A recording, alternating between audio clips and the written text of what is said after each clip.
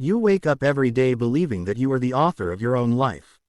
You think your career choices, your relationships, and your boundaries are the result of your mature, rational adult mind. But what if I told you that you are not actually making those decisions? What if the person driving the car of your life is not the adult you, but a terrified, highly observant child desperately trying to avoid getting hurt again? This is one of the most terrifying, yet liberating psychological truths you will ever encounter. Your childhood is completely controlling you. The brilliant philosopher Friedrich Nietzsche understood this perfectly when he observed that human beings rarely act from their conscious adult beliefs. Instead, they act out their childhood. We do not magically change when we turn 18. We simply take the survival roles we were forced to play as kids and put adult costumes on them. To truly understand why you do the things you do, we have to travel back to the environment where your brain was originally programmed. For many of you, the roots of your current anxiety and overthinking began in an environment that was deeply unpredictable. Picture a dimly lit room where a child sits quietly, listening to the tone of footsteps down the hallway or the subtle shifts in their parents' voices. Maybe your home wasn't physically dangerous, but emotionally, love came and went like the weather. Your parents might have been distracted, distant, or completely consumed by their own unresolved pain. Because they couldn't provide a consistent emotional anchor, your nervous system had to step up to keep you safe. You learned to read the air in a room before you even knew how to read a book. You became a human radar, stretching your soft, developing mind to predict mood shifts, tone changes, and the faintest cues of anger or withdrawal. Psychologists call this hypervigilance. You learned that awareness meant safety. You became the peacemaker, the quiet observer, the perfect child who never asked for too much, all in an attempt to stabilize a chaotic environment. But here is the massive psychological trap. Survival is not the same as living, and a survival strategy that kept you safe at 7 years old becomes a massive psychological prison at 27. That highly perceptive child grew up, and now, you cannot stop analyzing everything.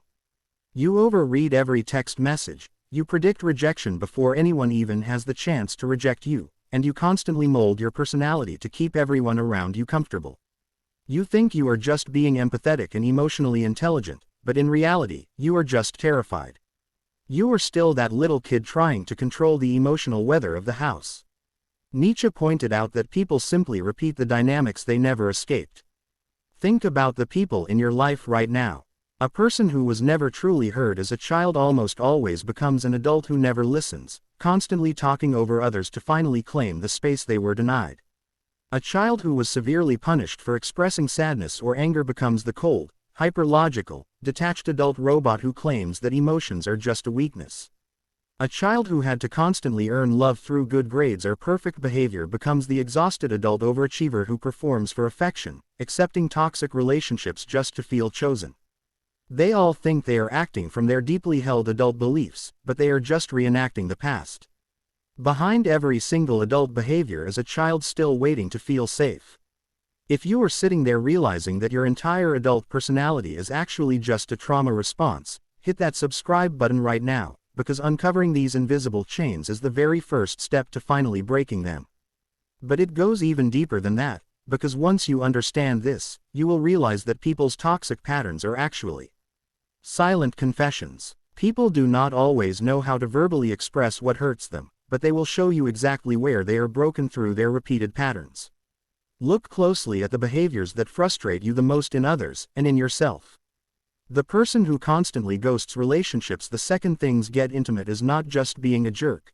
They are confessing a deep-seated terror of abandonment, striking first so they cannot be left behind.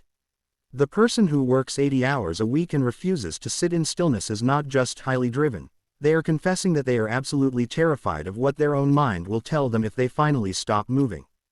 The person who flirts with everyone in the room but genuinely connects with absolutely no one is confessing that they desperately crave validation but are completely terrified of actual vulnerability. These are not random personality quirks. As Nietzsche brilliantly decoded, these patterns are screaming confessions. They are silently telling the world, this is exactly how I protect myself, and this is exactly where I was hurt. Think about the person who constantly craves attention, the one who needs to be the loudest in the room, creating endless drama and noise. At first glance, they look incredibly confident or dangerously narcissistic. But when you look through the lens of childhood, you see the truth. The hunger for attention is almost always born from the terrifying fear of being invisible or being erased. The child who was ignored or overlooked becomes the adult who massively overcompensates, demanding love indirectly through chaos because they never learned how to ask for it safely. Sometimes, attention-seeking isn't vanity, it is a desperate cry for a witness. Or consider the people who obsessively seek control. The micromanager at your job, or the partner who dictates every detail of your routine.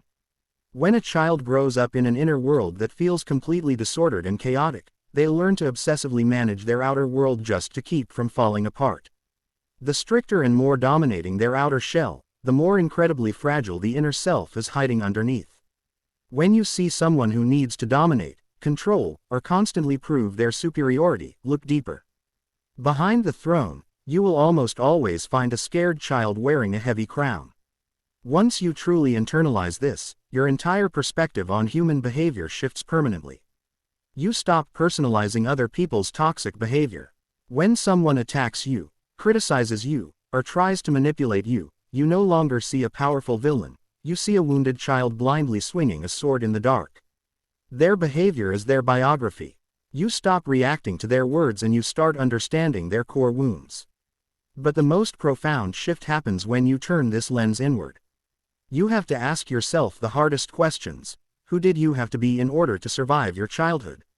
Which mask did you put on so long ago that you forgot it wasn't your real face? The exhaustion you feel every single day isn't coming from your work or your daily tasks. It is coming from the massive amount of psychological energy required to keep playing a role you outgrew years ago.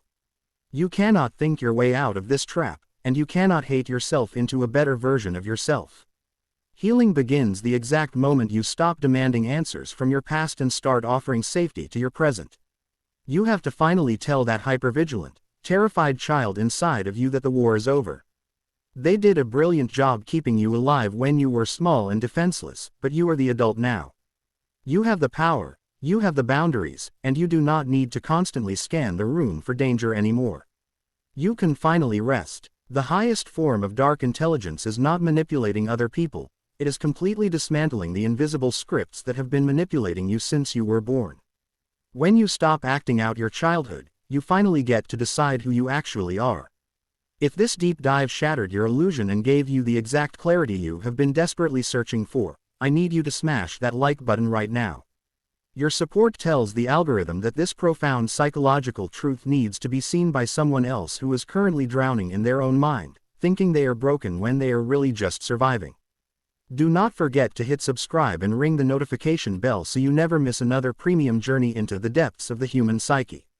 Head down to the comments and tell me exactly what role you were forced to play as a child, and how it is still showing up in your life today.